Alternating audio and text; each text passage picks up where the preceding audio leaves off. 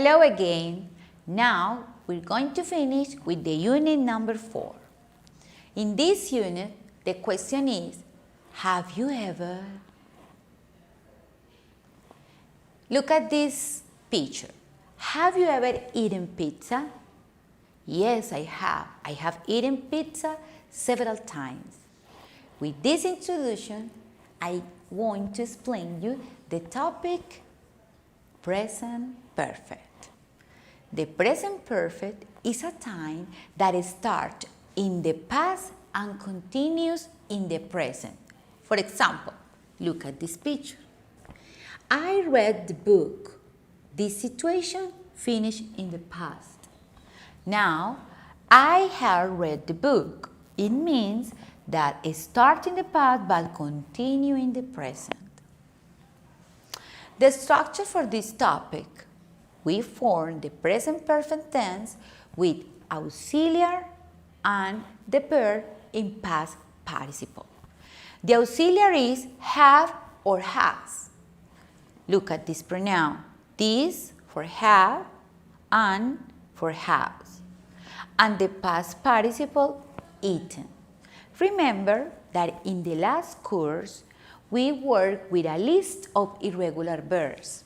The first column are verbs in present. The second column are verbs in past. And in the third column are verbs in past participle, that are the verbs that we need in that time. When do we use the present perfect? Okay. First, to describe an experience. For example, I have traveled the world. James has met the president. Look at James has met the president.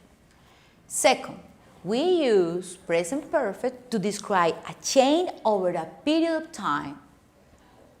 House prices have increased a lot. Another example, Andy has grown since the last time I saw him.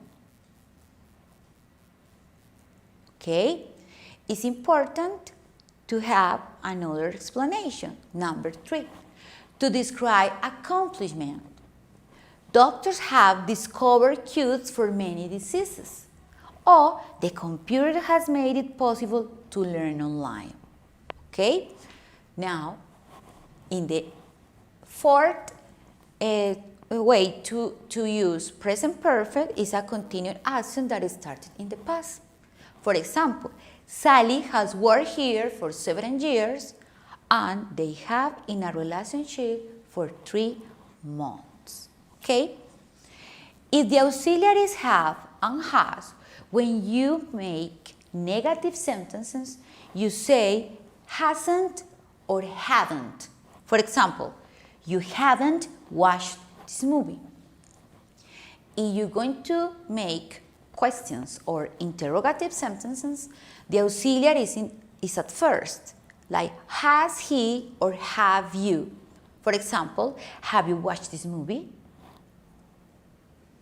Finally, you're going to answer the following questions. Question number 1, have you ever traveled another country? Number 2, have you ever driven a bus? Number 3, have you ever spoken English? I hope that to match. Number 4, have you ever read a long book?